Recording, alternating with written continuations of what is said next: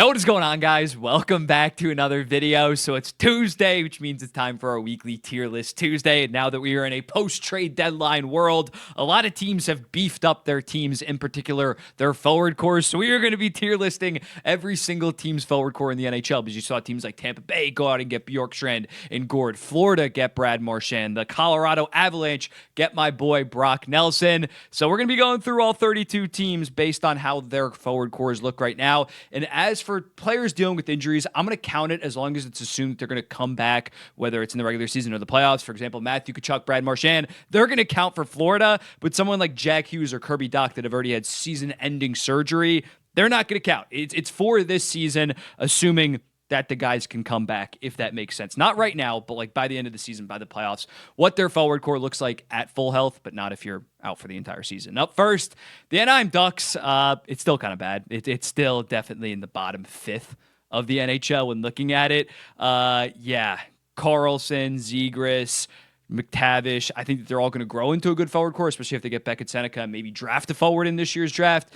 But right now, Troy Terry is really the only like good first liner on that team for the most part. Buffalo Sabres, I'm going to go with meh. The top six is pretty talented, but the bottom six, it does fall off a decent amount. It's still a little bit too young. In a year or two, they're definitely going to be sliding up this tier list. Hopefully it's Buffalo, so you never know.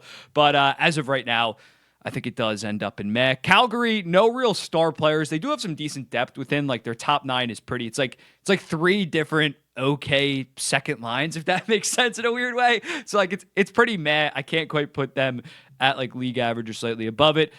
Carolina Hurricanes, I'm going to go with solid after swapping out Mikko Rantanen for Logan Stankoven. I like Logan Stankoven a decent amount, but the top nines in terms of playoff teams, it doesn't really scare you. It's firmly pretty average in the NHL, and among the top 10 contenders, it's arguably the worst among serious playoff teams. The Columbus Blue Jackets, this year they've been performing pretty solid. I think talent-wise, you'd still have them in meh, but I mean, what they have been able to do with guys like Monahan, Marchenko, Voronkov, Fantilli's breaking out right now, I think it's pretty solid. I think it's probably like around 19th, 20th in the NHL. I got to respect, they're in a playoff spot. Like they're outperforming teams that you maybe would think would have a better forward core. Detroit, good top six.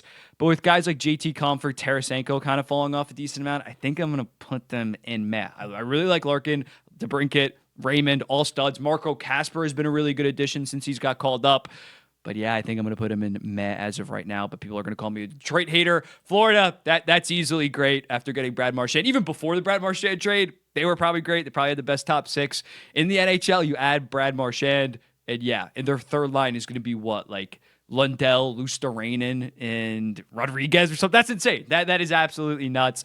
And they obviously have three true superstars at this point with Sam Reinhart joining the ranks. Oilers, I'm going to go with just good. Coming into the season, you thought that this was the best forward core in the NHL, but guys like Hyman, RNH have fallen off a decent amount. Evander Kane, not sure. He'll probably come back for the playoffs, but I don't even think that he's that good. On top of Arvidsson not really working out, Skinner not really working out, you still have two of the top three players in the NHL, so it's definitely still good, definitely still top 10. But yeah, we were expecting 2023 levels, like best power play in the league, leading the NHL in goals, and that has not really been the case. The Los Angeles Kings, this might piss some people off. I still think that they lack the superstar talent to go on some type of deep run, but they have a really, really good top nine when looking at the fact that Turcotte has really broken out, Lafreniere has really broken out on top of Kopitar, Kempe, Fiala, Philip Deneau, such a good two-way player, Quinn Byfield.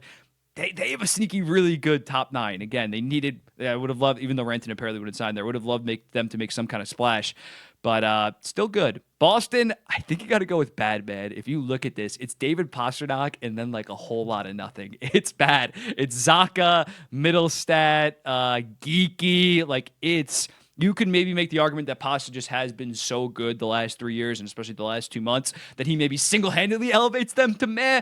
But outside of that, man, it's one of the worst in the entire NHL. The Montreal Canadiens, I'm going to put them in meh. Love that top line. Kirby Dach was healthy. I still don't even think Kirby Dach would lift them up into solid. They got 4 really good forwards. Alex Newhook is kind of flopped. They have some veterans like Josh Anderson, Dvorak, but overall, it's definitely like upper meh, I would say, but I wouldn't put it in the same level as Carolina or Columbus at this point. Nashville, Guys like Steven Stamkos have flopped pretty big for them. Gustav Nyquist fell off a cliff, and obviously they traded him. He's no longer on the team. I think it's pretty mad. I think we're probably gonna have a lot of teams in May. I'm not gonna lie. The New Jersey Devils post Hughes injury, pre Hughes injury, I'd probably put them in good. I'll bump them down to solid. Bratt's still a stud. Heischer, Timo Meyer needs to pick it up a little bit, but they still have some solid depth. You could maybe put them in meh post Jack Hughes injury. I'm not even going to lie. But New York Islanders, pretty meh after trading Brock Nelson. They still have some solid talent within that top six, but yeah, Brock Nelson, losing him as your second line center is big. JG Peugeot getting the bump. The New York Rangers, last year you would put them in good, maybe even great. Zibanejad's playing better of late. Chris Kreider as well, but I think at this point, solid. Lafreniere has fallen off since the second that he signed that contract, and even Panarin has not been nearly the same player that he was last year. So I think solid, but I would definitely put him ahead of these three teams, maybe not Carolina. San Jose, before the Granlund trade, I think I would put them in Met, even though they're the worst team in the NHL. Like, their forward core was low-key cooking in terms of offensive production with guys like Granlund. But after trading Granlund and Zetterlund and not really bringing in much in terms of replacements, it's bad. It's now Toffoli and then a bunch of young kids. It's going to be ugly the rest of the way in terms of the San Jose Sharks. Minnesota Wild, again, assuming that Kaprizov and Joel Eriksson come back. They're hurt right now. It's solid. You can argue good. I don't think Nyquist really elevates this group quite into like good, but it's solid. It's top 13 to 17 in the NHL, I'd probably argue. Marco Rossi really breaking out this year. Matthew Boldy having a very solid season. Not a ton of depth within that bottom six that kind of holds it back a little bit, but for a playoff team, it's okay. The Ottawa Senators, I'm going to go with solid. I think I might put the Ottawa Senators in good. I'm not going to lie. Oh, I might piss some people off with this, but I love the Zetterlund pickup.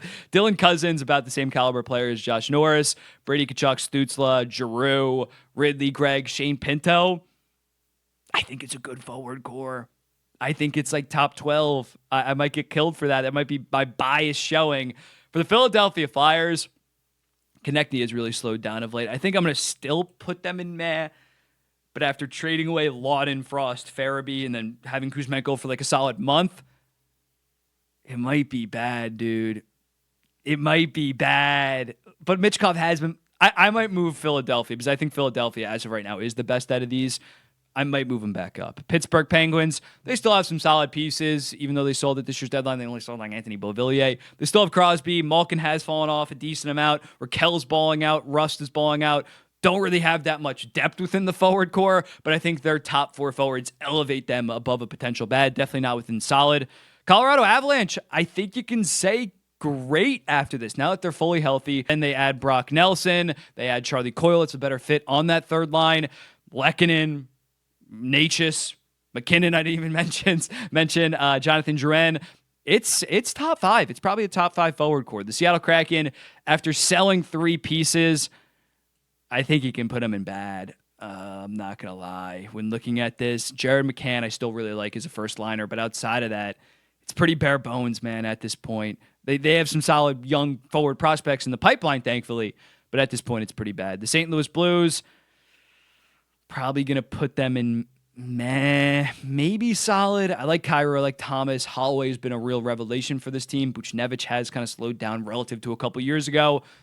Where, yeah, I think we're going to have a lot. Met is definitely going to be heavily populated within this. The Tampa Bay Lightning, you got to go with great. We talked about it. Their third line depth scoring, they needed to massively improve. What did they do at this year's deadline? Brought in two very good middle six forwards in Bjorkstrand and Gord. Now they're kind of a complete forward core. Maybe you don't love their fourth line, but they have a first line of Gensel, Point, and Kucherov. Second line is going to be what? Sorelli, Hagel, and Bjorkstrand, and then Gord and Paul on that third line. It's freaking ridiculous. The Toronto Maple Leafs, I'm going to go with good. Brought in Scott Laughton. Obviously, have three superstar level players or superstar/star. John Tavares still got it.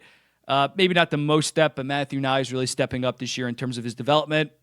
I think it definitely belongs in good. Utah, I'm going to go with solid with the emergence of Dylan Gunther and Logan Cooley this year as real threats, as well as obviously Keller Schmaltz, Michelli. I think they have a solid forward core as of right now. It's only going to obviously improve from here. Dallas Stars, they had a great forward core before they traded for Mikko Rantanen. Swapping Rantanen in for Stankoven might elevate them above the rest, I'm not going to lie. I think it's one of the best top nines we have seen in the salary cap era. I don't think that's much of an exaggeration. I think it's on par with arguably 2022 Colorado. I tweeted something out saying no doubt. It's the no doubt best. That was a little bit hyperbolic. Vancouver, I'm not putting Vancouver up here. I'll put Vancouver at meh. Pedersen's not playing like a superstar, but they still do have some depth within their forward core when looking at guys like Dakota Joshua, Jake DeBrusk, Brock Besser's still on the team, funny enough.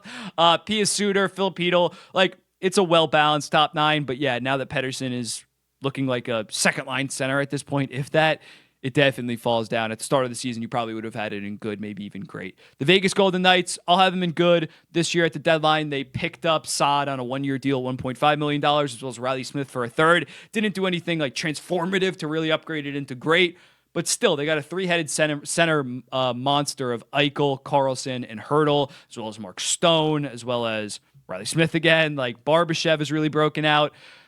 It's Dorofeyev, I believe I'm pronouncing that correct, has been very good for them. It's good. It's good, maybe even great. Closer to great than good, I would argue. The Washington Capitals, the most cohesive top six in the entire NHL, I would say. Adding a guy like Anthony Beauvillier would be a very good pickup on that third line. Can't quite throw them in the great because I don't think that they have that like superstar talent to justify that, but one of the upper ones in good for sure. The Winnipeg Jets, I'll go with good. The top line of Velarde, Connor, and Scheifele has been very good this season. Ehlers is like going at a point per game. Don't love their second line center, but I think that still they're a good overall forward core. And then Chicago, bad. Pretty self-explanatory. Outside of Connor Bedard, no real elite talent. Donato's killing it this year, but I think that's contract year more so. They're not close. They're definitely a bottom three forward core. I don't know why I'm arguing it. Here's the full tier list. Let me know in the comments. Who would you move up? Who would you move down? Guess what we're doing next week on Tier List Tuesday? We're going to be doing the defense core. Shocker, I know, right? I'll be seeing the next one. Peace.